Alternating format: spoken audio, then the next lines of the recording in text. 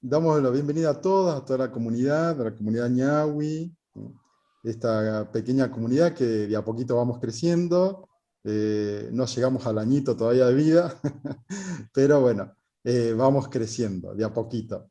Así que hoy, con la gratitud de Jenny Delgado, ¿no? Nuestra amiga, eh, ella, Jenny Delgado, es teóloga pública, psicóloga social y fundadora de Pública. Pública ofrece un foro de intersección entre teología, etnicidad, género y política. Jenny tiene más de una década de experiencia trabajando en movimientos sociales, gobiernos locales e iglesia en el diálogo interreligioso. Hoy, en nuestra charla del Devino, una charla número 2 de este año, ella nos propone pensar el colonialismo y complicidad de la Iglesia. Bienvenida, Jenny, a nuestros encuentros y el espacio todo tuyo. Gracias. Sí, un gusto. Gracias, Claudio, por la invitación. Nos hemos conocido por las redes sociales. Creo que es una de las mejores herramientas. Así que a través de, bueno, por tu invitación, me animó también muchísimo saber que están desde Argentina, están reuniéndose. También el nombre ñahui, ¿verdad? En quechua, como descendiente quechua, para mí es un deseo enorme de que el idioma crezca, más gente se identifique también en el continente. Entonces, a partir de eso, pues vamos a hacer este diálogo. Creo que va a ser, bueno, yo tengo creo que unos 20, 25 minutos y luego tendríamos pues preguntas, conversación, así que mi disposición en lo que puedo presentarles hoy, y mi trabajo con el tema religioso y de la iglesia. Si bien cierto, la iglesia cristiana tiene vista desde el lado católico, pero también quiero enfocar desde el lado protestante, porque es muy interesante el lado protestante desde el trabajo no del colonialismo, sino desde lo que se llama, y cada vez está creciendo más como identificación, la supremacía blanca, ¿no? Eh, entonces, he encontrado esta forma de salir dentro del PowerPoint, así que me ven ahí en la esquinita. Eh, bueno, colonialismo y complicidad de la iglesia. Tenemos pues el colonialismo dentro de lo que son 528 años en los cuales hemos sido afectados entre el encuentro, la invasión, la conquista, dependiendo cuán romántico el historiador quiere ser, referente a lo que ha sucedido en el continente americano, ¿no? Entonces, pues aquí está este encuentro que siempre se ha narrado desde el lado, eh, desde los que vieron, nos vieron en el continente, desde los barcos. Yo quiero hacer una mirada desde nuestra posición indígena descendiente. Cómo hicimos este encuentro con los del barco, ¿no? Con los que venían del otro lado. Y cabe entender que no ha sido la primera experiencia de tener gente que llegaba a las orillas del Caribe. Eso está ya reconocido.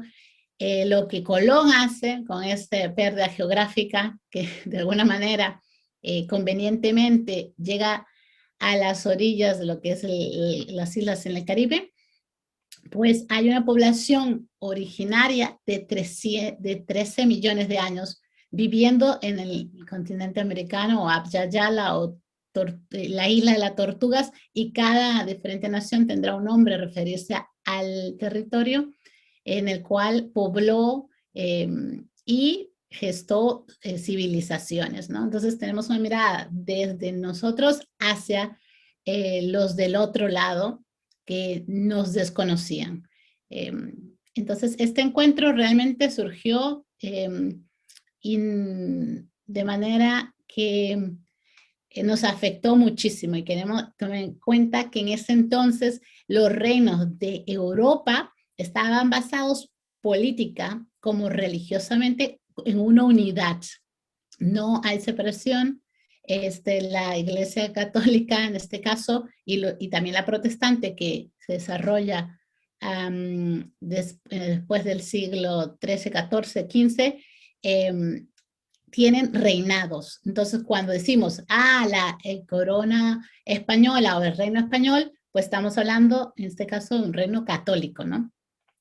Entonces, pero ¿quién nosotros, ya la América, pues ahí está, son 100 millones de personas habitaban el continente de norte a sur, cerca de 800 lenguas originarias se hablaban en el continente, una de las lenguas realmente súper prolífico, es decir, muchísimas lenguas, diferente de lo que en Europa se hablaba en ese entonces.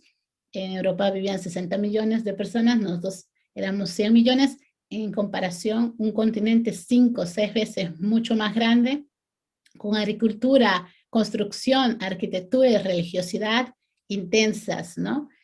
Para muestra lo que es dentro de la cultura, dentro de la nación quechua, vamos a ver pues toda la cultura incaica, que fue uno de los imperios finales que tuvimos. Entonces todo esto, este conjunto, esta población, este continente que era nuestro mundo, se ve afectado por el encuentro de otra civilización que cree ser superior. Cuando nace esta superioridad, es importante que hay registros desde el inicio, desde los inicios, cuando la Iglesia Católica, el Imperio Romano asume la cristiandad, de buscar ser superior a cualquier otra religión, es decir, la islámica, en lo que es en el norte de África, Medio Oriente, y que era la más conocida, digamos, entre los católicos cristianos, y en el Mediterráneo su extremo sería los musulmanes. Entonces ya hubo desde ese encuentro con los musulmanes, que se desarrolla en el siglo VI, para adelante, esa tensión de los cristianos ser mejores, de que la iglesia, en este caso católica, es la mejor, de que la cristiandad es la única verdadera para el mundo, ¿no? En este caso, para el mundo mediterráneo. Entonces, cuando se traslada esa ideología frente a este nuevo encuentro con un nuevo territorio, pues entonces tenemos, esta ideología se traslada. Entonces, la religiosidad que nosotros vivíamos en nuestra espiritualidad indígena, quizás en nuestro caso geográfico andina, se ve confrontada con el cristianismo. A ver, entonces, yo quiero, aquí están mis hermanas quechuas, pues la nación quechua es un ejemplo. En cuanto estaba mencionando, 14 millones en actualidad se identifican como descendiente quechua o hablante del quechua. 14 millones es la nación más grande que ha resistido los 5 siglos de este encuentro. Pero sobre todo, la nación quechua goza y gozaba hace 500 años ya de una espiritualidad, ¿no? Tenemos la fe y la creencia tenemos hasta la idea de cómo se creó el mundo a través de esta cosmovisión andina. Entonces, el encuentro con, decimos siempre los españoles, pero quiero aclarar que es con el mundo europeo, porque comenzando Colón no era español, sino era genovés, y toda la gente que alrededor de él son de diferentes partes de Europa. Entonces, es Europa frente a la colonización a América. Entonces, a partir de eso, tenerlo en cuenta, que era el cristianismo frente a la religión o la religiosidad indígena. Entonces, ahí es importante ver cómo se da ese encuentro. Esta es una clásica imagen en la cual cómo se pintan, ¿no? Imagínense, personas que estaban perdidas, naufragando, muriendo de hambre en un barco, llegan a las costas del Caribe y, se pintan como poderosas, majestuosas y todo, comparación de la población indígena trayéndoles comida, arrodillándose. Esta es una imagen tan famosa que se presenta en diversas, en diferentes niveles e instituciones, porque esta es la imagen que siempre nos han dejado ver, ¿no? De la población indígena. La que se arrodilla, la que sirve, la que da, y que estábamos esperando esto, ¿no? Hemos esperado 13 millones de años que sus 13.000 años que suceda esto. Esta es la imagen del colonialismo. Pero si nosotros vemos desde nuestro lado, tenemos que analizar esta idea de servidumbre que nos ha pues, impuesto la Iglesia, ¿no? La Iglesia Católica como la protestante. La Iglesia Católica y crea aquí lo que se llama el descubrimiento o la doctrina del descubrimiento. Quiero mencionar que este es un documento importantísimo que se hace para un documento que crea el Papa en 1400, me parece 95, que dice que toda tierra es de la Iglesia, toda tierra descubierta, ¿no?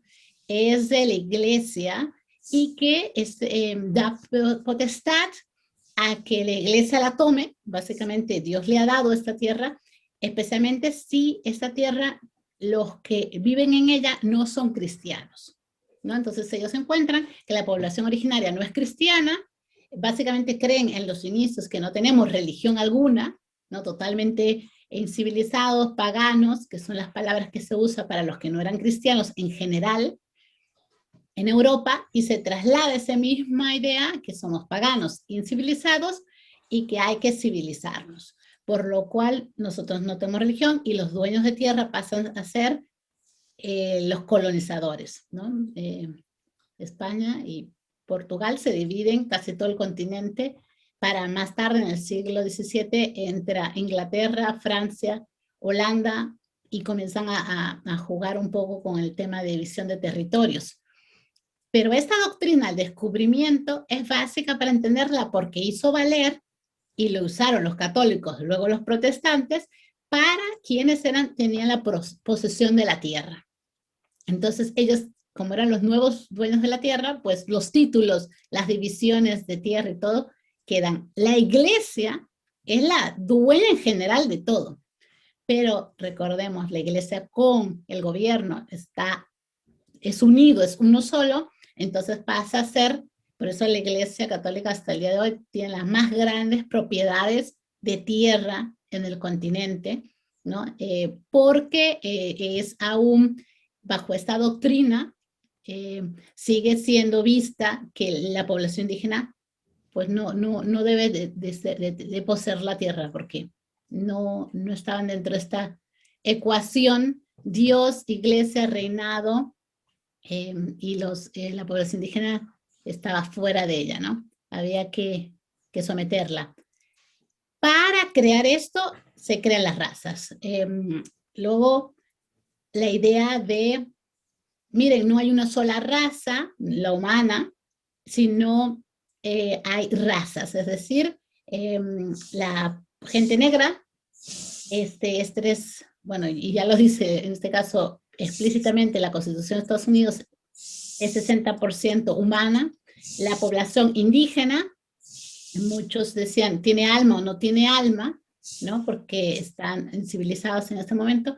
Entonces, la creación de razas. Y se genera esta idea o esta creación de una raza blanca, que es superior a todas. Para hacer esto, la Iglesia, aquí voy a usar un término más desde el lado protestante, crea y toma pasajes bíblicos para generar esta nueva teología, ¿no? Porque recuerden, había una teología, y si no leen en Génesis, de la creación de ¿no? del hombre y la mujer.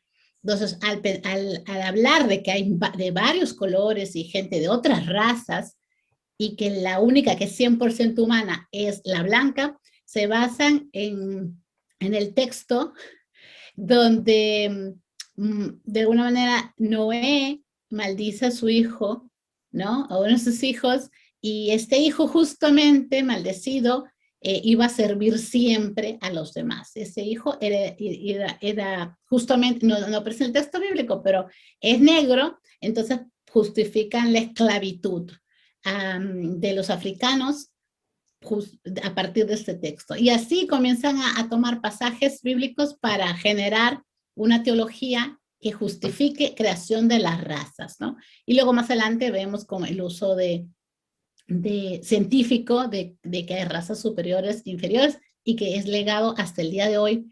Tenemos este legado que sigue dañando a mucha gente por hablar de las razas, una raza u otra raza, en vez de hablar de etnicidad.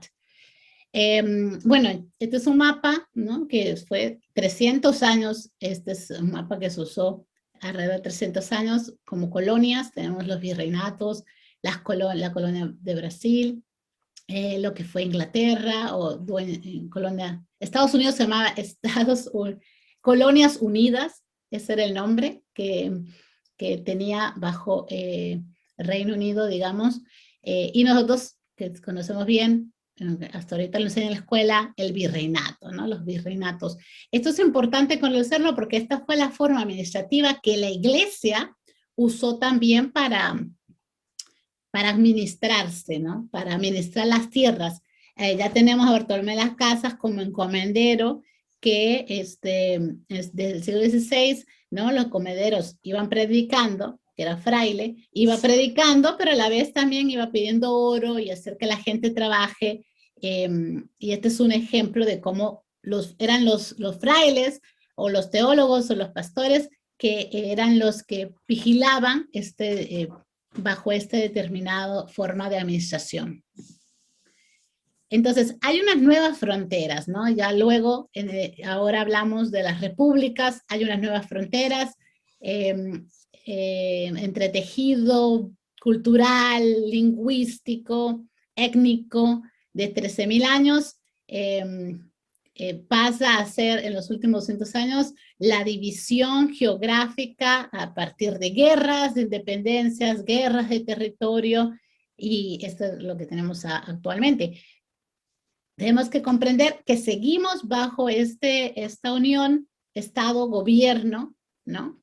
Aunque mucha gente habla de Estado laico, no existe, porque es a partir de la iglesia la que se genera esta nueva creación. La iglesia es partícipe de esta nueva creación de formas, por eso la iglesia, en este caso católica, es constante. Haya reinados, sigue. Haya colonias, sigue. Haya repúblicas, sigue. Porque es una manera constante en la toma de decisiones, ¿no? Y porque es dueña de la mayoría de las tierras y de las tierras más prósperas también. Así que esas son las nuevas fronteras. Desde el lado, yo me quiero enfocar este tema de la supremacía blanca porque creo que es importantísimo verla rápidamente y porque ha generado que el tema de pensar que hay una supremacía. Recuerden, la creación de la raza fue justificar eso.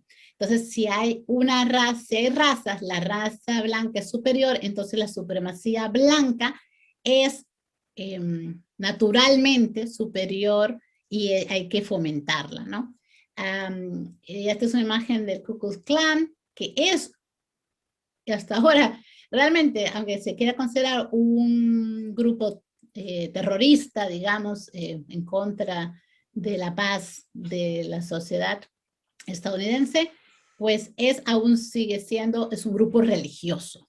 Es un grupo religioso y se tiene constancia desde sus inicios en el siglo XX, fines del siglo XIX, siglo XX, que es una participación activa en la cual hacen una lectura bíblica para fomentar la separación con gentes de otras colores de piel, pero también religiones. Por ejemplo, odian a los católicos, odian a la gente judía. Entonces se suma otras características que sienten ellos que hay que, tienen que tener el poder para hacerlo, ¿no? ¿Cuál es esta forma de participación de la iglesia? Es que justificó cada uno de los procesos. La iglesia participó y teologizó cada uno de los procesos, porque si encontramos, va a haber narrativas donde la iglesia justifica la servidumbre, justifica la esclavitud, por sobre todo, para generar una sociedad en la cual el europeo descendiente era el único que podía tener derechos y participación. Y esta historia muy directa del trato a la población luego africana, que es raptada en África, traída a América, y todo el continente recibe gente africana, la iglesia asume una posición de justificarlo, no son de con pasajes bíblicos, sino como en hablar en clave esclavista, ¿no? Es decir, vamos a ser buenos amos, ¿no? Hay que dejar que la gente africana esclavizada también se reúna, pero bajo vigilancia. Y hay muchísimos documentos desde el lado protestante en esta participación. Luego, la forma de recaudar impuestos o la forma de recaudar ofrendas y todo, que construyeron muchísimo instituciones como la Universidad de Princeton, que en su último reporte de 2019, su único reporte realmente 2019, habla de que muchos profesores, estudiantes llegaban a la universidad trayendo sus esclavos a vivir con ellos para que les sirvan, ¿no? Mientras que estudiaban. O los beneficios económicos de los esclavistas para dar dinero a la iglesia y las grandes construcciones. La Universidad de Princeton es, digamos, una de las que han empezado este proceso para poder reparar, pero todavía está en proceso. La Universidad George Washington acaba también de asumir que es una universidad jesuita, que también tuvo gente esclavizada, en decir que sí, efectivamente, la universidad se creó en base a vender a 300 personas esclavizadas, gente negra, y con ese dinero construir lo que es ahora la universidad. Por ejemplo, ese tipo de reportes para ir detrás de lo que sucede todavía en nuestros países en Latinoamérica estaría sin duda un deber por hacer. Pero ¿qué hubo dentro de este proceso para la población indígena? El genocidio, esclavización y la asimilación. Esta es una fotografía en 1890, de esto es un colegio católico, un internado católico en los Estados Unidos. Esta es la población indígena estadounidense. Pocos quedan realmente con vida, digamos, después de este proceso de asimilación, quitarles el idioma, separados de sus familias, los sacaban de las familias, de las comunidades, para llevarlos a civilizarlos en las escuelas, y asumir, digamos, una religión cristiana. Este mismo proceso se ha llevado en todo el continente. Tenemos las escuelas católicas que se dedicaron a hacer exactamente lo mismo, para enseñar a limpiar, cocinar, lavar, ordenar, para ser los sirvientes de todo el proceso de colonización. Entonces, esta imagen nos lleva a este proceso, ¿verdad?, entre estar en esta escuela y luego pasar, cortarse el pelo, dejar de hablar el idioma para ser latino, para ser mexicano, para ser peruano, para asumir luego la nueva creación de las repúblicas. La iglesia es constante.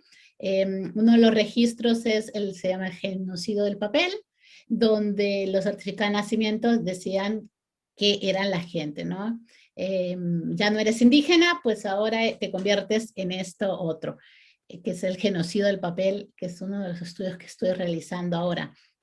Igual los nombres para los bautizos, no te puedes llamar, no sé, un nombre cuna, o no te puedes llamar un nombre aymara, tienes que llamarte María Magdalena, tienes que llamarte Candelaria, tienes que llamarte Juana, y según el calendario, ¿no? Que tienen los nombres y los apellidos. Esta es una forma de genocidio de papel que se da en las últimas décadas, ¿no?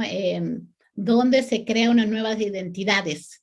Y la iglesia es totalmente partícipe porque las bautizos de nacimiento, las partidas de bautizo, que eran las partidas de nacimiento en ese tiempo, estaban generadas por la iglesia. ¿Qué proceso tenemos de descolonización? ¿Qué Cristo nos llegó? ¿No? ¿Qué Cristo nos llegó a América?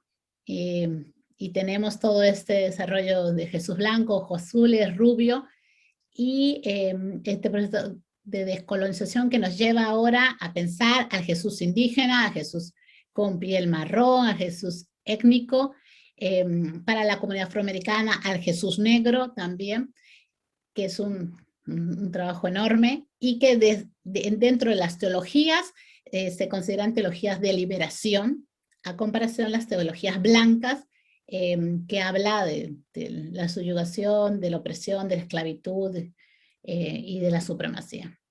Entonces, este es el nuevo reto, digamos, en de colonización, ¿no? La complicidad de la iglesia.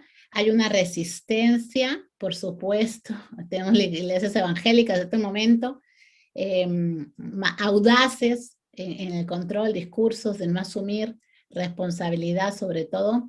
La iglesia católica también en un silencio, pero hay movimientos de resistencia. La teología de liberación y sus diversidades están buscando, en la liberación estamos buscando que esta sea una narración, o sea, que dentro del proceso teológico narremos este proceso de colonización tal como fue, y no se pase de largo, por ejemplo, es una de las tareas. Finalmente, desde la población indígena y desde la población africana, que de alguna manera es parte de nuestras comunidades por la forma en la cual les tocó por 400 años y más haber sido América, ¿no? Y muchos tienen afroindígenas y otros, el quiénes somos. Creo que esa es la otra construcción, la parte del desafío que debemos de asumir finalmente, y está en conversación también teológica para nosotros, nosotras. Debería ser preguntas también sobre, ¿es posible ser indígena y reconocerse como indígena y ser cristiano? Y ese tipo de preguntas están ahorita también bajo discusión. Para los que conocemos del trabajo del monseñor y que ahora es declarado santo, Oscar Romero, del día 24 de los 61, bueno, 61 años de su asesinato, ¿no? Entonces encontré esta frase de su libro que dice: una iglesia que disfruta de los privilegios y el apoyo de las cosas de esta tierra, tenga miedo, no es la verdadera iglesia de Jesucristo. ¿No?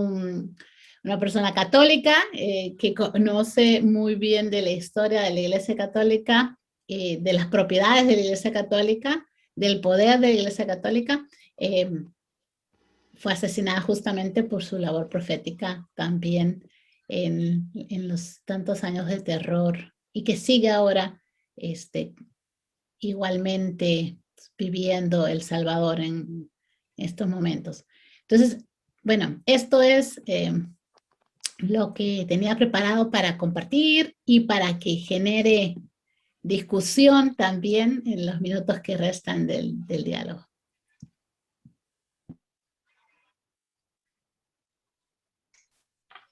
Muchas gracias, Jenny. La verdad que por lo menos a mí me dejaste pensando muchas cosas. el encuentro, que la verdad que no sé si se debe usar la palabra encuentro entre culturas, porque más que encuentro, como lo estamos, sí, lo estamos poniendo, es como si fuera, digamos, más bien, ¿no?, una usurpación más que un encuentro, ¿no?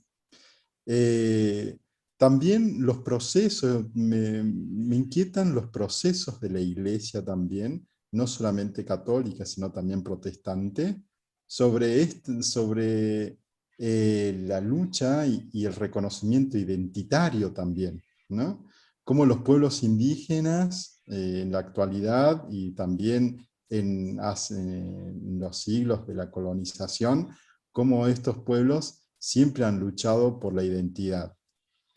Por un lado, hay cuestiones por ahí de por qué la iglesia no... tenemos, digamos, Paulo III que saca una Biblia llamada Sublimis Deus, ¿no?, que en la Sublimis Deus dice, bueno, no podemos esclavizar a los indígenas, a los pueblos indígenas, ¿no? Pero sin embargo, Carlos V saca, ¿no?, otra ley, la de encomienda, donde termina, ¿no?, desapareciendo esta idea de la iglesia de no sometimiento y demás, sino que se somete por otro lado. Y ahí cómo juegan las ideas, cómo juegan la teología también, ¿no? Francisco de Vitoria luchando allá, diciendo, bueno, hay un aspecto cultural, por lo tanto no podemos considerarlos sin alma y menores, no, sino hay que considerarlos como personas, y otros movimientos teológicos también, reduciendo al pueblo indígena a huellas de Dios, ¿no? No la imagen de Dios, sino como huellas, es decir, como animales, ¿no?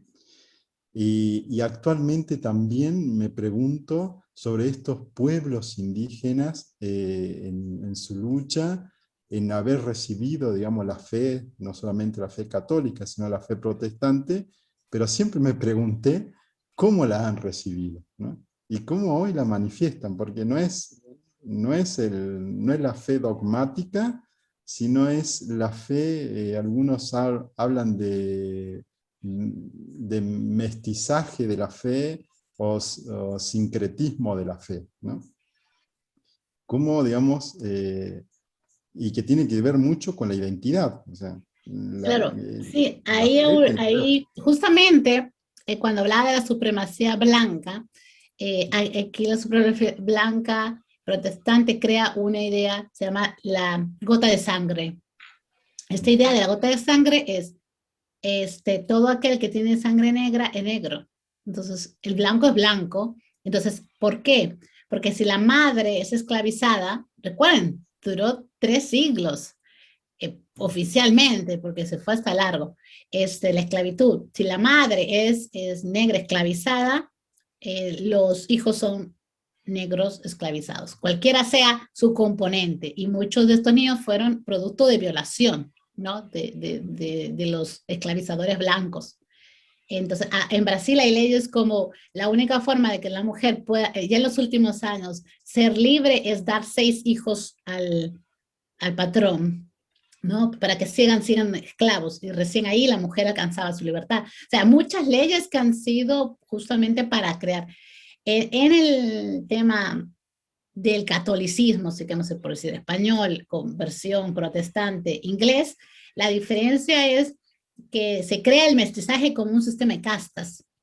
Europeo con indígena tal, negro con blanco tal, y hay 66 categorías, definiciones, 66.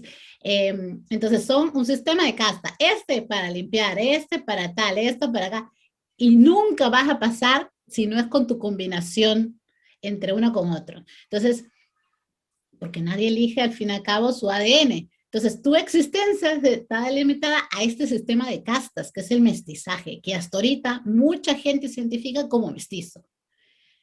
No significa nada, porque el mestizaje, si uno lee en Europa, Europa es mestiza, tanto así que franceses con irlandeses, con españoles, con italianos, o sea, y se cree Europa por esta idea de que es este mestizaje y no Asia, ¿no? Porque Euroasia, que se llamaba antes, dicen, no, con ellos no. Y Europa no existe como continente, es una montaña que corta nada más.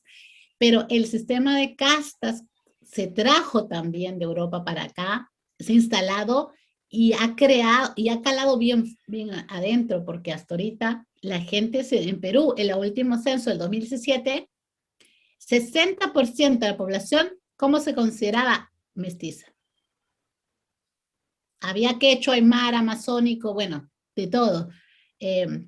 Finalmente la gente decidió optar por simplemente una categoría de castas implantada en el siglo XVI, XVII y al XXI seguimos pensando que somos eso.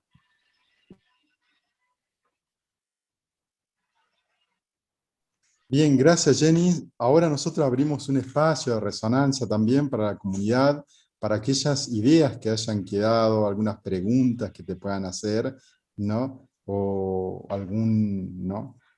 Algo que invite a seguir pensando el tema. Entonces, comunidad dejamos abierta, podemos pedir levantar la mano o pedir por el chat la palabra.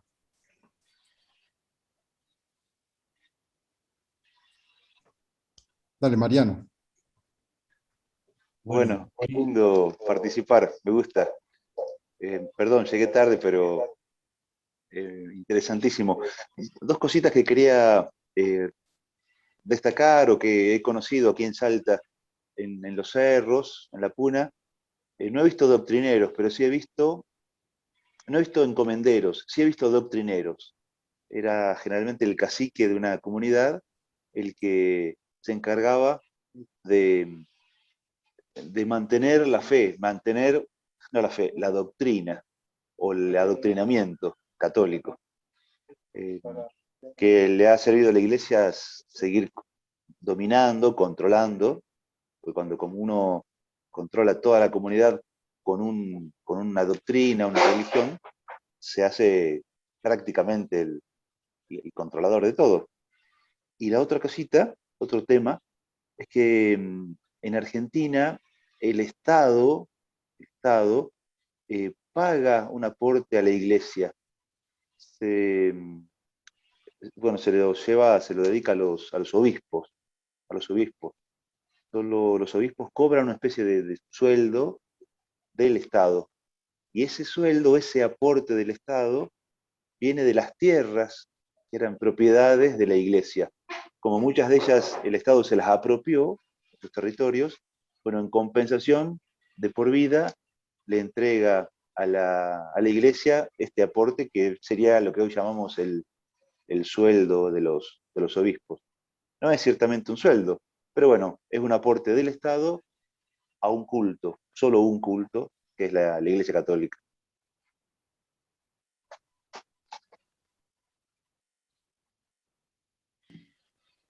Sí, efectivamente, este es el precio.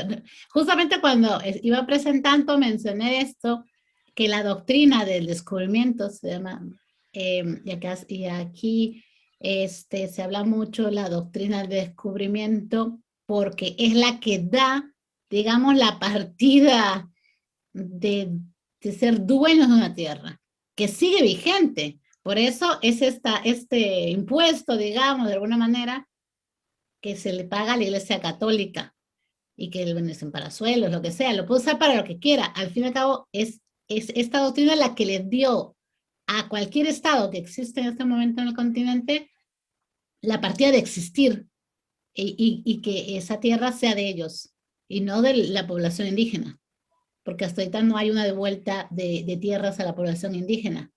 En los Estados Unidos hay un deseo, hay un pequeño grupo que está diciendo hay que devolver, pero lamentablemente que también cae en malinterpretaciones, porque la población indígena en los Estados Unidos es solamente el 1% de la población. Entonces, ¿a quién le devuelves si has cometido una masacre, un genocidio, ¿no? ¿a quién le devuelves? Justamente el plan desde Europa siempre fue el genocidio del pueblo americano, de Abya Yala, el pueblo originario, ¿no? Que está tomando 5 siglos, pero por lo visto algunos países han conseguido más que otros, más rápidamente que otros, esta exterminación. Veo la mano de Gerardo, no sé. Gerardo. Bueno, Jenny, muchas gracias. Yo, como mi amigo Mariano, soy un mestizo europeo, que de casualidad nací en Argentina. Pero justamente por no tener nada de sangre mestiza, siempre me he sentido muy cercano de los mestizos americanos. Y muchísimas veces he visitado el Cusco, por lo menos 4 veces, porque para mí sigue siendo el ombligo del mundo, no Roma, Cusco. Y visitando el Cusco, en una oportunidad, unos días antes de Navidad, fui a una plaza inmensa enfrente de la iglesia de Nuestra Señora de Belén.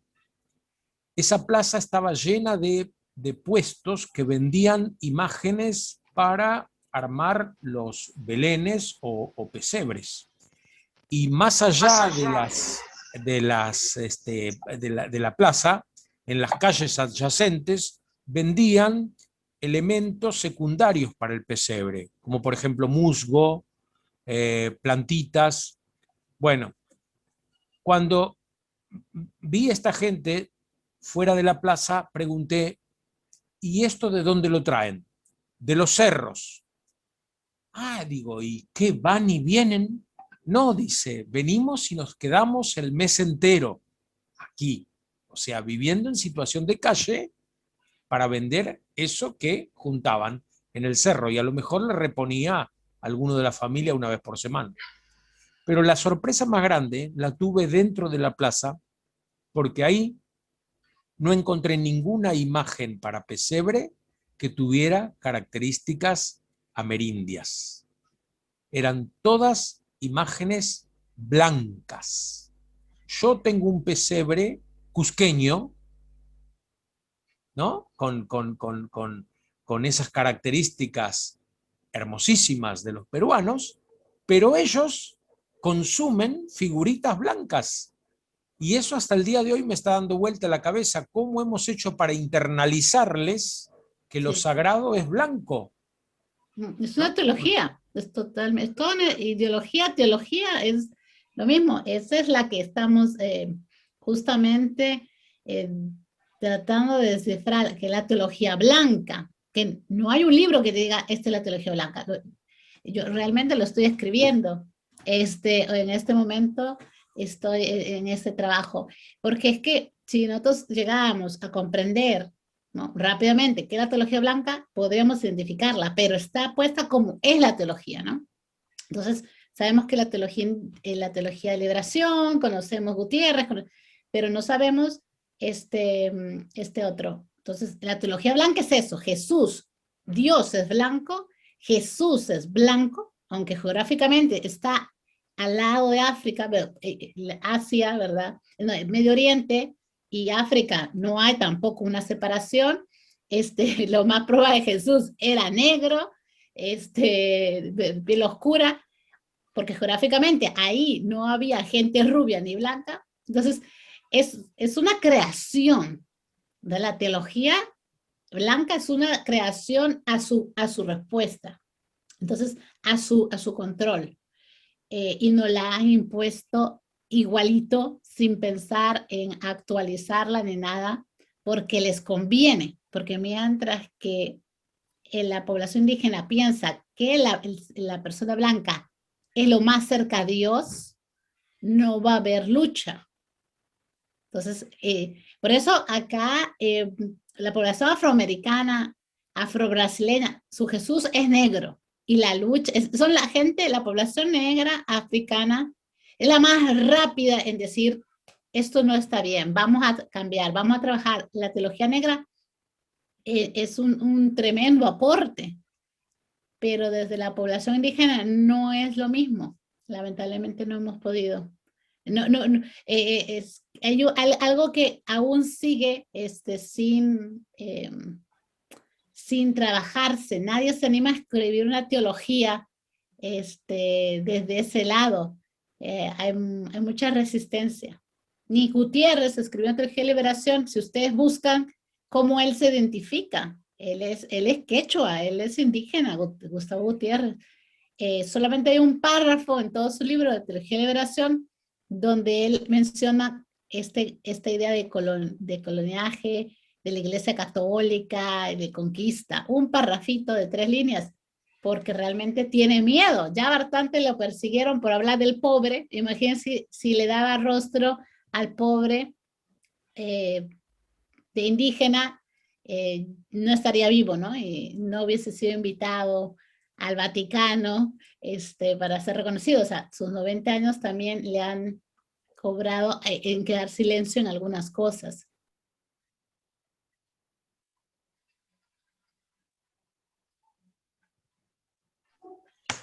Gracias, Jenny. Pidió la palabra William. Buenas noches a todos, buenas noches comunidad. Discúlpenme en mi atraso, estaba en actividad de magisterio, dio problemas en horario y no conseguí llegar en tiempo.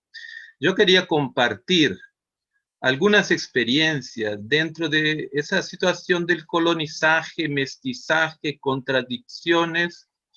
No voy a hacer un recorrido histórico, sí, lineal.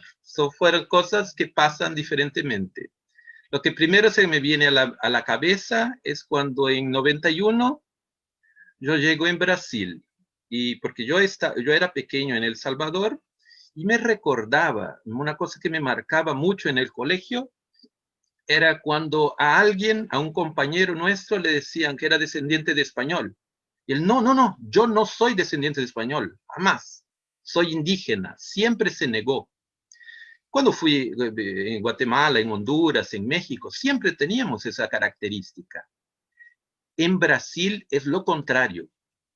Si una persona tiene raíz indígena o africana, afrobrasileña y europea, siempre se prioriza la cuestión europea, se niega y se esconde sus raíces afrobrasileñas e indígenas. Una característica bien peculiar. Como muchos brasileños, buena parte niegan ser latinoamericanos. Los latinoamericanos, como que fuera los que fuimos colonizados por la colonia española, no la colonización portuguesa. Entonces, una característica.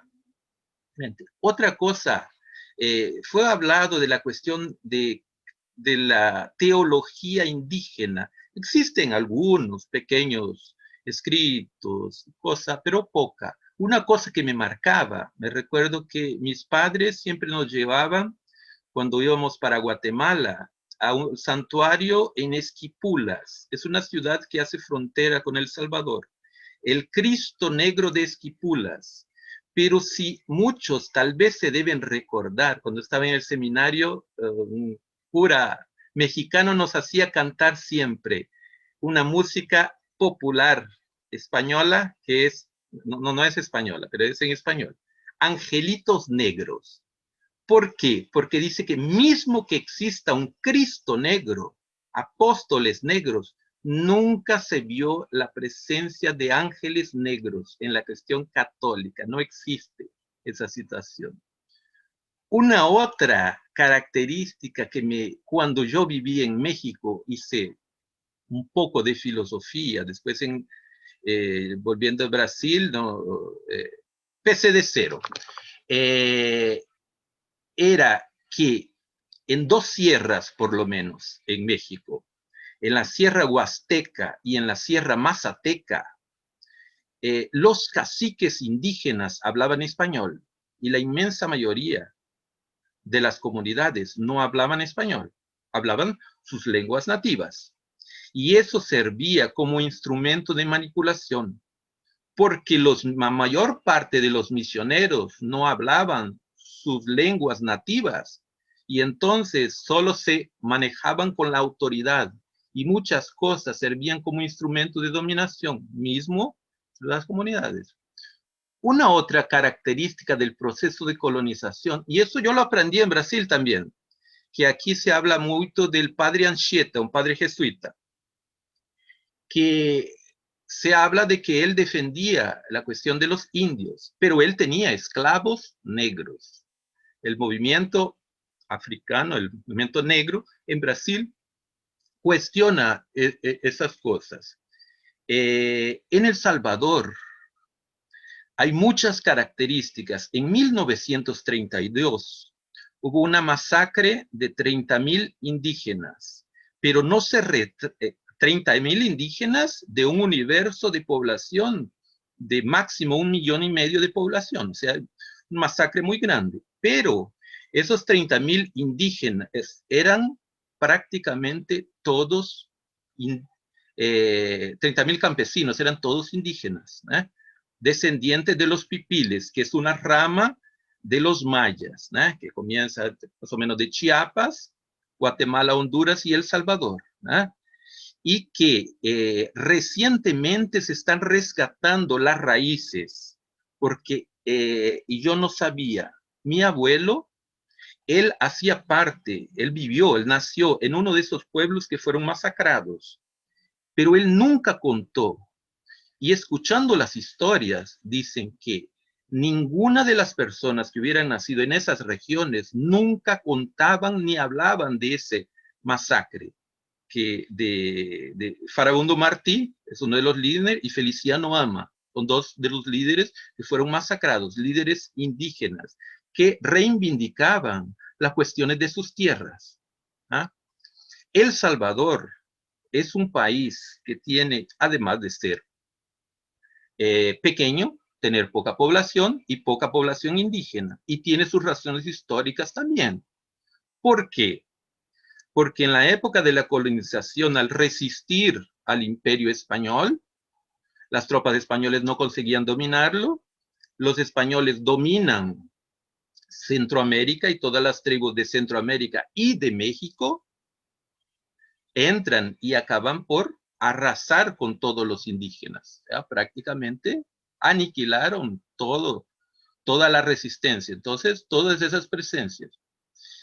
Y la iglesia, cuando éramos pequeños, tal vez ustedes se pueden recordar, los grandes próceres, muchos países, México, Centroamérica, siempre los curas religiosos estuvieron en las luchas de la independencia. Y nosotros aprendíamos eso.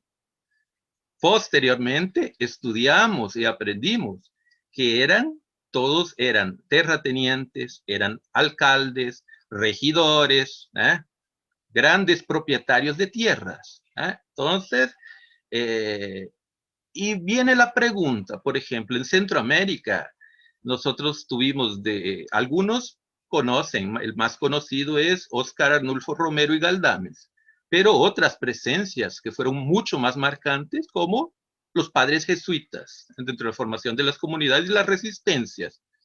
¿Y por qué esos jesuitas ahí? Porque fueron todos los jesuitas que eran expulsados de España por tener una línea diferente, los arrojaban a la provincia centroamericana. Tiene un origen histórico de esa situación. O sea, los que eran mal vistos en otras regiones iban a parar a El Salvador. Como Centroamérica siempre fue considerado dentro de todo el resto. Entonces, lanzamos para allá. Entonces, eso es una cosa, y dentro de todas esas cosas que compartiendo algunas cosas que fueron sucediendo, fueron pasando, dentro de nuestra América Latina, dentro de todas esas realidades que vemos. Muchas gracias. Gracias por compartir. Yo quisiera recordar que Centroamérica, bueno, nosotros le llamamos como región, Centroamérica, digamos, no existe, ¿no? América tiene sur, centro, norte como referencia, pero en sí es una creación Centroamérica, ¿no? Dicen que Estados Unidos dice que es Norteamérica, y nunca define qué es Norteamérica. Estados Unidos dice que es un continente, ¿no?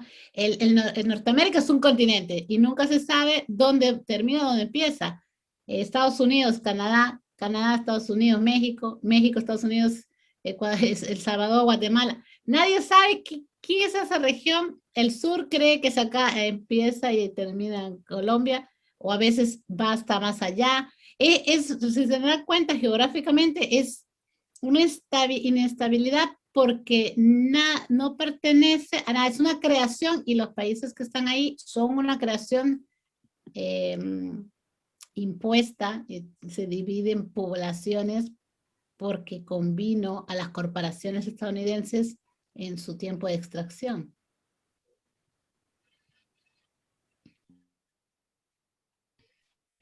Gracias, Jenny. Seguía Oscar, creo que quería hacer una pregunta. Oscar, tenés la palabra. Hola, muchas gracias. Un placer poder compartir este espacio con ustedes. Yo soy, a ver, no sé si soy etno-pacífico geográficamente hablando, pero estoy casado con Argentina, tengo hijos argentinos, soy chileno de nacionalidad, estoy acá. Me parece que todos se conocen porque veo que todos se saludan. Sin embargo, los vi en el Facebook de mi esposa. Mi esposa me comentó básicamente de este espacio, Sociología de la Religión, y ahí estaba Ramírez, el profesor Ramírez, Arnaldo Ramírez, compartiendo. Que no sé qué le pasó. Ya, bueno, estaba compartiendo con nosotros ahí. Bueno, básicamente yo quiero hacer más que una pregunta, son algunas apreciaciones que a lo mejor pueden derivar en un diálogo quizás y meter un poco, no sé, pues para hacerlo más candente, para poner un poco fuego al asado, como dice mi esposa. A ver, las masacres siempre han estado en las líneas históricas de todos los tiempos. Y los genocidios también. Yo soy de corte, soy teólogo, soy de corte, yo no sé si decirlo reformado, protestante, ¿no? Bueno, paso protestando todo, así que me pueden decir protestante sin ningún problema. Protesto hasta lo improtestado, ¿ya? Sin embargo, yo quiero poder entender algunas cuestiones porque me preocupan algunas cosas. Yo no sé cuál es la posición de línea teológica de la cual ustedes como grupo comparten. No obstante, la exposición me gustó mucho la exposición, hasta cuando me apareció Gutiérrez y Romero. Hasta ahí yo dije, bueno, a ver, ¿de qué estamos hablando de nuevo? ¿Para dónde nos metimos? Esta famosa línea de que Bartolomé Las Casas, liberando, tratando de abogar por los aborígenes. Yo estoy haciendo un diplomado ahora en derechos humanos, en temas por los indígenas y todo. Quiero comentarles antes de mi comentario que sí creo que no creo en la teología de la liberación, yo creo en la teología de la devolución, ¿ya? Que es una propuesta de un punto de vista libertario, ¿ya? Que estoy trabajando y estoy desarrollando, ya pronto a publicar, justamente en base a este tema. Yo creo que todo eso se hace necesario entender lo que, desde un punto de vista más emocional, yo creo que todas estas líneas de investigación, de opresores, de los blancos con los negros, de los blancos con los indios, de estos mestizajes, son formulaciones sociológicas o incluso epistemológicas para fundamentar algún tipo de trabajo de investigación. Sin embargo, las muertes están ahí, los asesinatos están ahí, ¿ya? Están ahí, no son un invento de nadie. Pero hasta 1929, cuando se establecen las formulaciones de cómo iban a ser dictaminadas las guerras, cómo iban a ser tratadas las guerras y cómo iban a ser incluso el Tratado de Viena y otras cuestiones para adelante, desde dónde se iba a entender que un genocidio cuando no se respetaban algunas cuestiones como el Tratado de Versalles y otras cuestiones más, de ahí para atrás no se podía entender todo ese desastre como genocidio. Recién hablaba, por ejemplo, William, de estos 30.000, de 30.000 muertos, de 30 millones. Yo quiero recordar que en el año 1752, para ser más exacto, 10.000 protestantes fueron asesinados en una noche, en un genocidio en toda Francia, teniendo la población de 28 millones de habitantes. 28 millones de habitantes. Y 10.000 calvinistas protestantes fueron asesinados. Motivo religioso, fue un genocidio. Pero esos genocidios no son porque pareciera que son contra blanco. Pero ahí no era blanco contra blanco, era un dominador, que era la Iglesia Católica, con un incipiente régimen religioso que eran los protestantes. Entonces, cuando me aparece esto de la teología de la liberación, los protestantes se fueron liberando, los evangélicos, el evangelicalismo y un montón de otras denominaciones desde el punto de vista del ámbito religioso, se fueron liberando, pero no atenuan la teología de liberación, excepto cuando se adscribe a través de Gutiérrez, Freire, Bocho, ¿ya? El tema de liberarse, pero no de liberarse de la pobreza en sí misma, no de liberarse de la condición en la cual, comilla, vive el indígena, sino que de la estructura que los oprime, de la estructura en una lucha, pero no en una lucha entre un opresor y los oprimidos. Claro, es verdad, siempre han existido, y déjenme decir una cosa, siempre van a existir. Porque la naturaleza humana es así, mala, totalmente de acuerdo. Es malo, totalmente de acuerdo.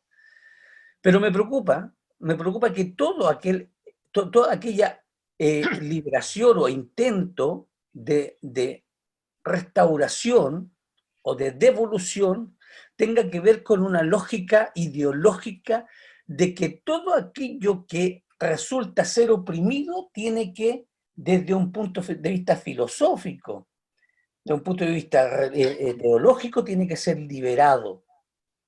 Como nosotros esperando que la reflexión académica, la reflexión intelectual, fuera la que tiene la capacidad de liberar, introduciendo nosotros en determinados grupos indígenas o de cualquier índole, aquellas cuestiones que le resultarían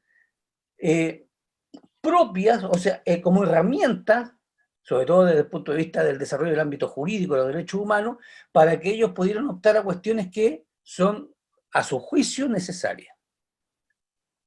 Ayer mismo escuchaba yo a indígenas de Ecuador, de Colombia, de Chile mismo, de Bolivia, respecto de cómo debía ser el proceso constituyente en Chile justamente en estos temas.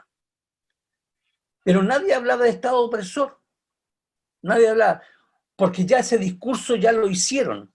Lo único que quieren acá ahora, por ejemplo, es tomar el Estado y darlo vuelta, dar vuelta al Estado. El orden jurídico. Entonces la cuestión es la siguiente: todos los mestizos que somos aquí en Chile, ¿ya?, incluyendo mi esposa y mis hijos argentinos que están en Chile, hoy día tenemos la posibilidad de que diferentes naciones liberadas, ordenen cómo yo debo actuar respecto de aquel liberado. Y en ese sentido, tengo una cuestión básica. Es decir, hay un indígena que hoy día adscribe una formulación de fe a una supuesta línea teológica, cualquiera fuera pero esa imposición ahora se quiere ver inversa. Es más o menos lo que hicieron los judíos con el juicio de Nuremberg, más o menos, ¿ya? Es decir, fueron muy, ¿cómo se llama? Aunque Bauer dijo, no, el genocidio, la Shoah son cosas distintas, dijo Bauer en un momento determinado, ok, perfecto. Pero en el juicio de Nuremberg se dieron vueltas las cosas. Los opresivos fueron opresores. Entonces, la pregunta es, ¿hasta dónde? Y este es el tema, ¿hasta dónde hay que dejar liberar todo el espacio humano para que las sociedades puedan desarrollarse en paz, en armonía? como supuestamente Jesús nos dijo.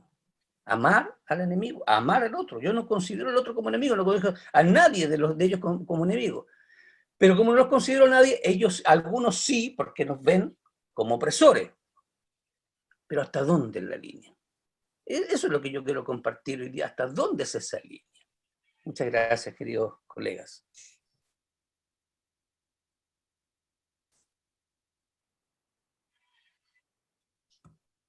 Gracias, Oscar. Jenny, ¿algo para decir? Sí, sí, realmente, Oscar, su intervención ha sido interesante. Justamente me hizo recordar a los abolicionistas en los Estados Unidos cuando hablaban sobre cuál sería el impacto de acabar con la esclavitud, y decían, los que están en contra decían, es que se van a vengar. De alguna manera sabían tan mal era la esclavitud que 300 años después la gente se va a vengar nosotros, y nos van a hacernos ellos los esclavos, los blancos van a ser los esclavos y ellos van a ser los esclavistas. Eso se sabe, justamente es una reacción natural cuando se sabe que uno ha hecho algo malo, ¿no? El otro se va a vengar. Y pienso que eso es, así como tenemos memoria de los genocidios en Europa, que parece es una literatura muy accesible para nosotros, para contextualizar, seamos un poquito, también invitaría a pensar en que la población indígena tiene descendientes. Yo soy una de ellas. Mi madre, mi abuela, mi padre, campesinos, mi bisabuela indígena, mi abuela indígena, están vivos para mí. Mi abuela no está más, falleció el año pasado, está viva conmigo. Entonces, mientras que yo exista, voy a hablar sobre la población indígena y sus derechos, porque yo soy parte de ellos. Entonces, yo sé que hay un miedo, y justamente cuando hablamos de población indígena, lo decimos. Los indígenas de Perú, los indígenas de Bolivia, y ahí nos damos cuenta de esta hipocresía de las repúblicas, ¿verdad? Fantasía de ser peruanos, de ser bolivianos, de ser argentinos, de ser chilenos, donde supuestamente todos cabían dentro, y cuando no es así. Son exactamente copy-pega de la idea de crear repúblicas con los blancos o los blancos descendientes, porque los blancos tienen también descendencia, ¿verdad? Y ahí tenemos que entrar un poquito, yo invitaría un poquito más este otro paso a pensarnos.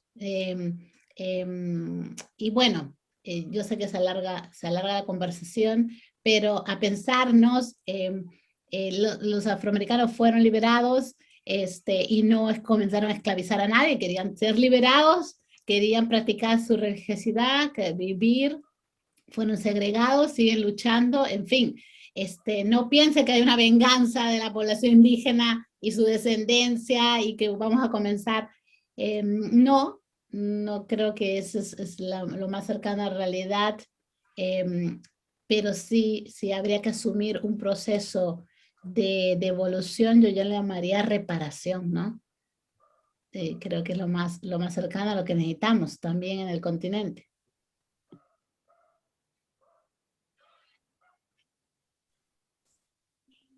Bien, Enrique. Jenny, hay una preguntita más, la de Enrique. Digo, en todas las exposiciones, en tu exposición, Jenny, y las participaciones de acá de muchos de los presentes, a mí la pregunta que me queda es, por ejemplo, ¿no? En mi caso soy ya tercera generación de argentino, o de americano. Mis bisabuelos eran italianos por parte de padre, y por parte de madre eran españoles. Yo me considero un hombre de América. Respeto y digo, respeto como superiores o padres de alguna forma a los pueblos originarios. De hecho, como dijo Gerardo, tuve la suerte de ir en el 18 al Costco. Y si algo me quedó es la verdad que el respeto que tienen sobre su propia identidad originaria muchos de los descendientes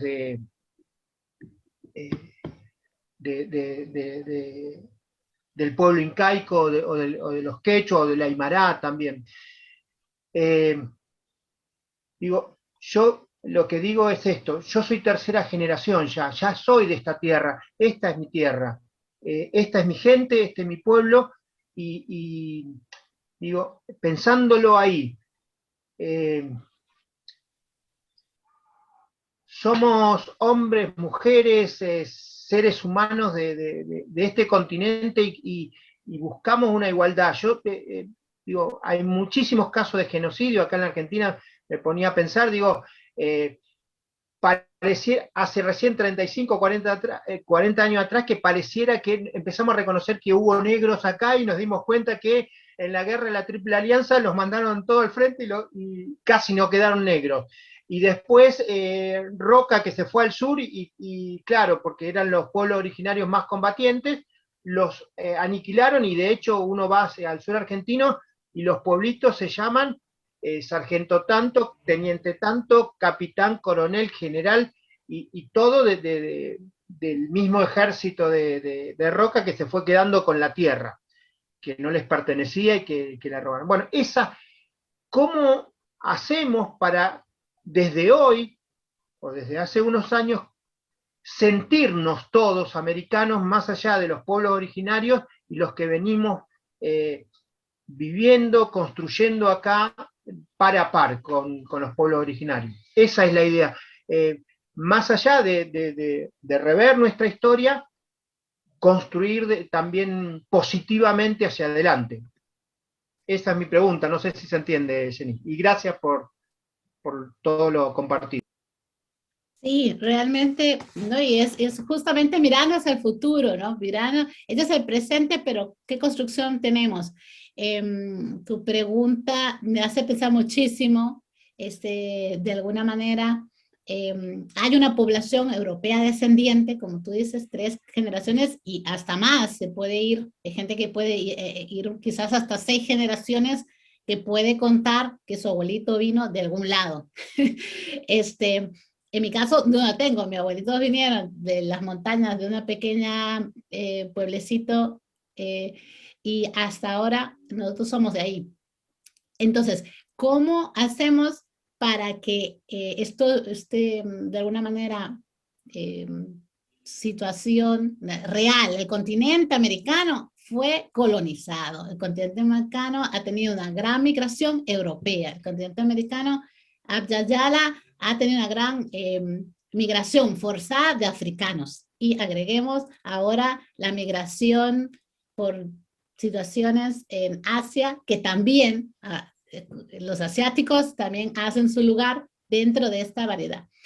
Creo que el entender la historia nos hace también sentirnos, ok, todos somos parte de esta situación, de este territorio.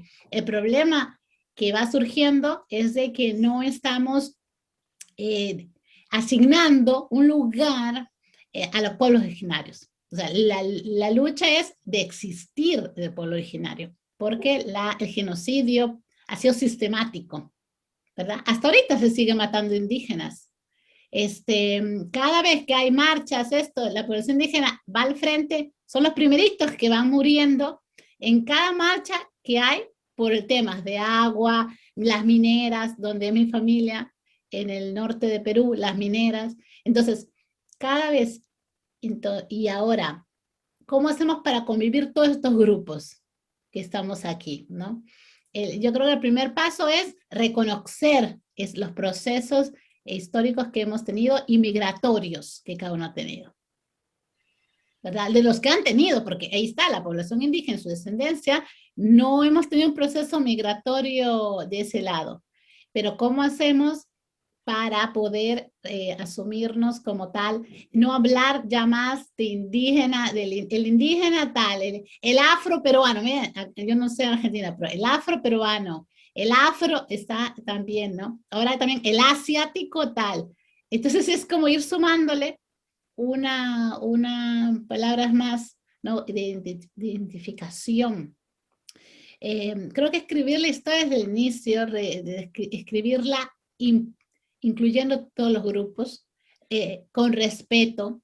Yo pienso que debe haber reparaciones, ya Oscar lo mencionó un poquito, con las devoluciones, las reparaciones, aún la comunidad indígena sigue siendo las más pobres del continente, sigue siendo una reparación en tema de educación, todavía hay una reparación, el tener las lenguas originarias como también para el cuidado de cada uno de los países. Por ejemplo, en Perú, que tiene la mayor población que habla quechua, recién tiene 1 hora de programación en quechua en la televisión nacional, un ejemplo para ver la dominación también frente al idioma. O sea, todas estas son formas de reparar, porque ya no hay forma, o sea, la población que está por generaciones no se va a ir a ningún lado, ¿verdad? No es que la población indígena quiera que todos desaparezcan y quedarnos la población como es, porque sabemos que nuestra misma familia ha desaparecido. La población indígena va siendo reducida cada vez más. Entonces, creo que el reconocimiento histórico sería un paso inicial. El modelo occidental que tenemos tampoco creo que sea la maravilla para nosotros, para la población en general, pero no tengamos miedo de escuchar. La población originaria realmente no está buscando ninguna venganza en ese sentido. Realmente sería una equivocación pensar y tener miedo de que quieren vengarse. Yo creo que eso no está dentro de esta idea. Es más de entenderse. Creo que la visibilización de la población sería uno de los pasos para nosotros también. Sí, no sé. Alguien pidió Gracias. la palabra. Alguien pidió la palabra, perdón. Sí, Fue William. Oscar pidió la palabra a William. Ok. Y sí, intervenciones muy pequeñas vamos a pedir porque ya estamos llegando al final. No queremos aprovecharnos de más de Jenny. Así que intervenciones muy pequeñas.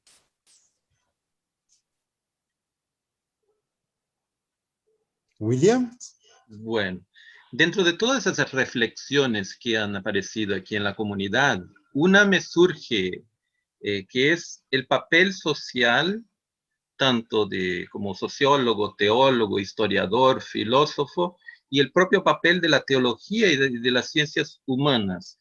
Porque dentro de esas situaciones, inclusive yo tuve un conflicto en Argentina bien presente por causa de eso. Porque tanto el sociólogo, el historiador, el teólogo, él no tiene el papel, él en sí, ser el caudillo y el que va a liberar, ni la teología. La teología, por lo que estudié, es una pista de interpretación de unas líneas que pueden contribuir, pero el sujeto y el agente, el proceso, es toda la comunidad. ¿eh? Creo que esa es una cosa, pregunta, la reflexión, el papel de la teología delante de ese cuadro.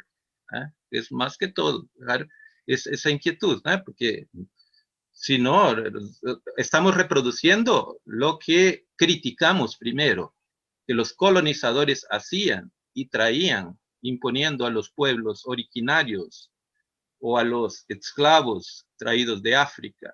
Y entonces le queremos imponer y nosotros le damos la solución. No, es una construcción, un aporte. Y es importante reflexionar tal vez en eso, el papel social y la contribución. Muchas gracias.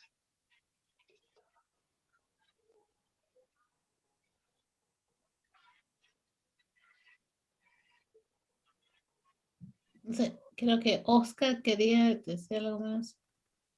Sí, lo que pasa es que estaba esperando que o Claudio o me diera la palabra o... Sí, Oscar, adelante, adelante, Oscar. Gracias, Gracias por Claudio. Ahora estar. que te veo, te doy gracias. Ahora que te estoy mirando, te doy gracias por este espacio. Oye, sí, mira, toda la razón, estoy de acuerdo con lo que acaba de decir Williams, ¿ah?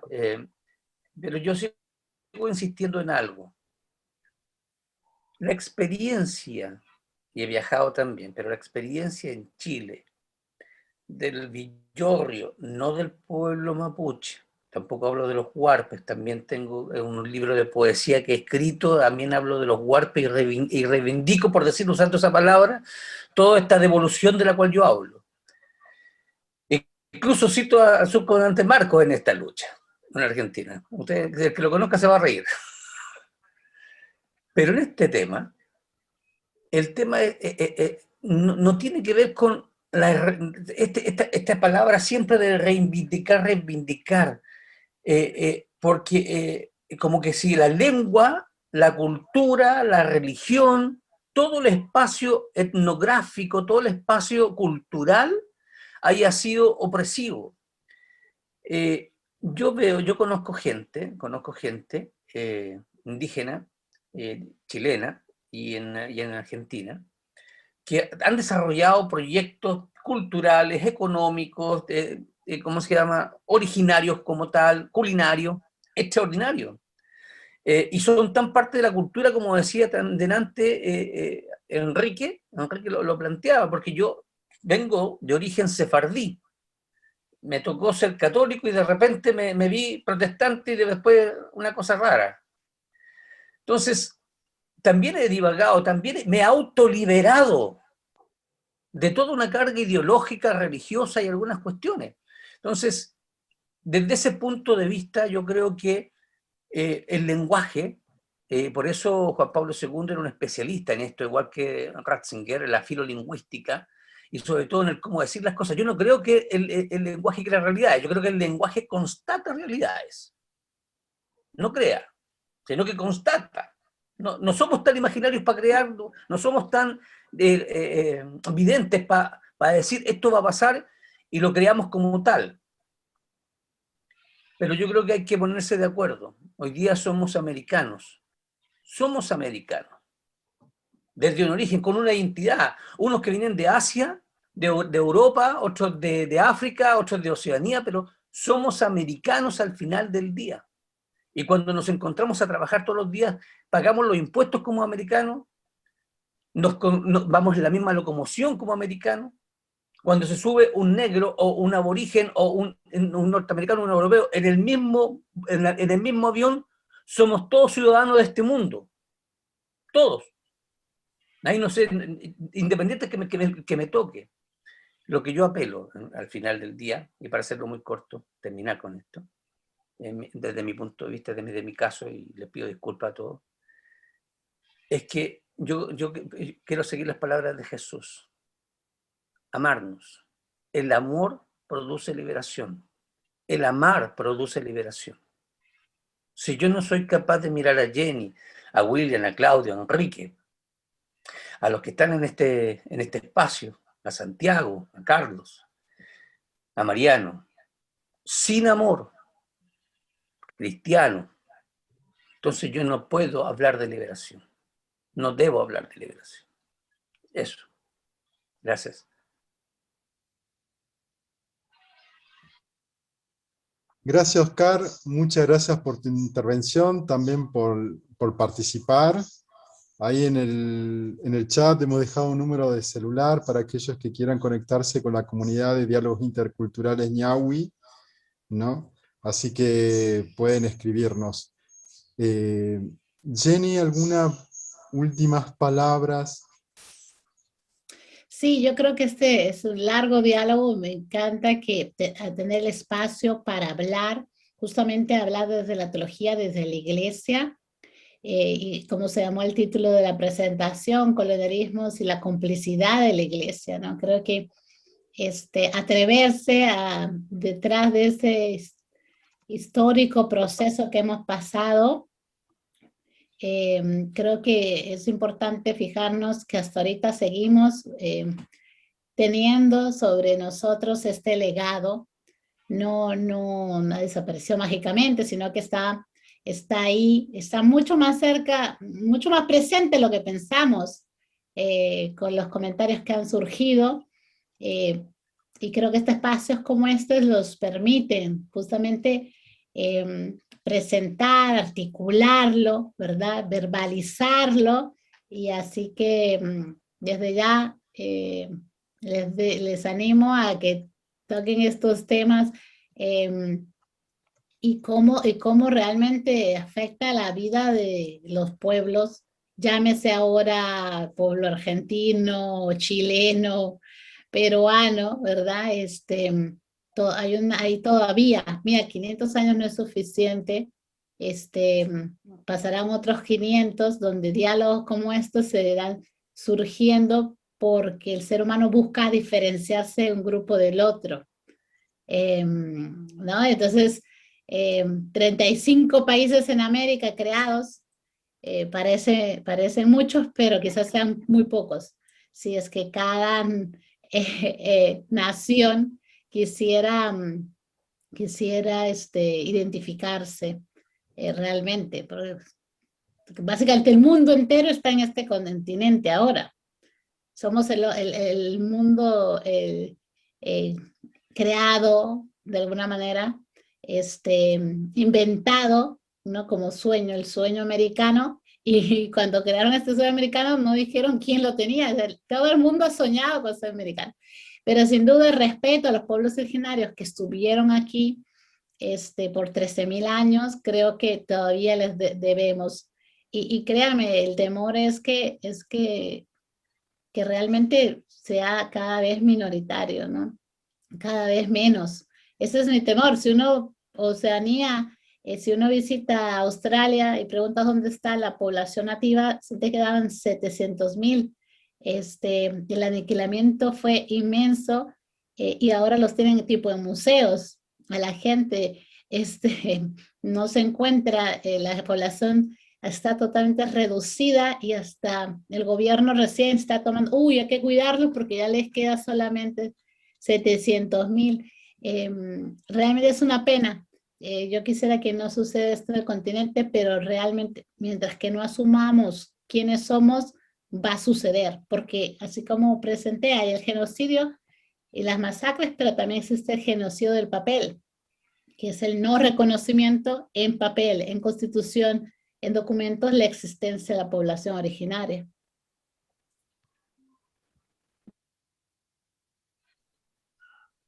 Jenny, estamos llegando ya al final. Te damos gracias por este corazón tuyo abierto, por este espacio que nos diste. Y como dice por ahí Carlos en el chat, esto da para seguir también analizando la diversidad de identidad pluriversa, ¿no? Y bueno, también te seguimos invitando para otro momento, Jenny, y seguramente también te invitamos para las reuniones nuestras de los viernes. Contarte, Jenny, a vos y a toda la comunidad, que el viernes 9 de abril está con nosotros Emil Secuda. Así que un tema sobre teología y política. Así que están todos invitados, vos también, Jenny. Ya le vamos a mandar la invitación y el flyer, como siempre, publicando nuestro espacio. También darle la bienvenida a Oscar, ¿no? A nuestro grupo, y a vos también, Jenny.